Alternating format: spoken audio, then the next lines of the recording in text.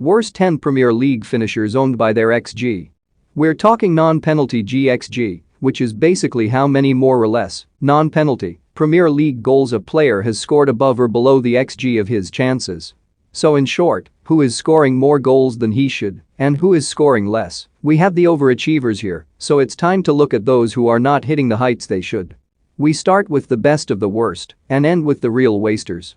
Statistics are taken from the brilliant FB.ref.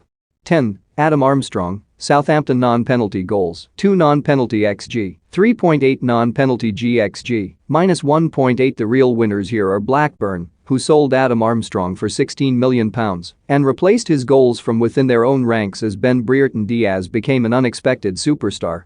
Armstrong has struggled with the transition to Premier League football, and the Saints remain among one of the lowest scorers in the top flight.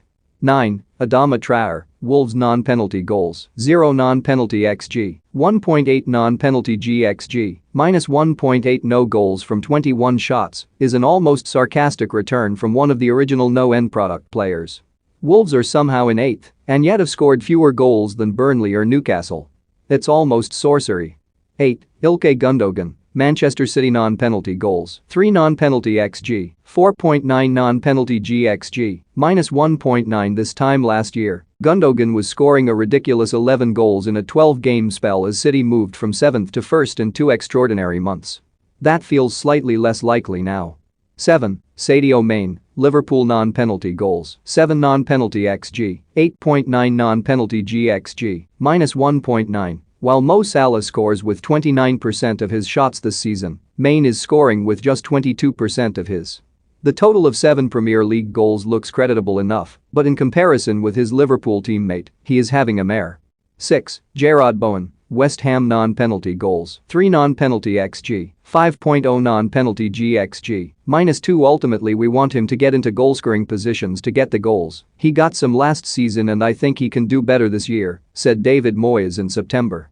The numbers suggest the goal-scoring positions are there, but not the goals, with Bowen on target to fall short of last season's 8-goal total.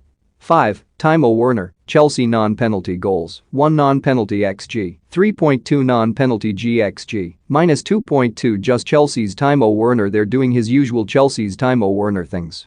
He's looked sharp in training, scored many goals in training, so that is why I went with my guy and put him on the pitch, said Thomas Tuchel after a 1-1 draw with Manchester United that saw a particularly toothless Timo display. 4. Trincao, Wolves non-penalty goals, 0 non-penalty XG, 2.6 non-penalty GXG, -2.6. The good news is that he is hitting the target with 40% of his shots. The bad news is that they're largely all straight at the keeper. He has started only one of Wolves' last 5 Premier League games. 3. Bryan Mbeumo, Brentford non-penalty goals, 2 non-penalty XG, 4.7 non-penalty GXG, -2.7. Finishing has not been his strong suit this season, almost as impressive from Mbeumo, who lashes a volley from the left side of the box out for a throw-in on the opposite side. https://t.co/xommezT6pl, Sam Inkersole, @Sam Inkersole, December 22, 2021, but scoring an injury time penalty to beat Watford might well be priceless at the end of the season. 2. Gabriel Jesus, Manchester City non-penalty goals, 2 non-penalty XG, 5.0 non-penalty GXG, -3.0. No Premier League goals since September for the perennially wasteful Jesus, but only Mo Salah and Trent Alexander-Arnold has more assists, so we think Pep Guardiola will forgive him. 1.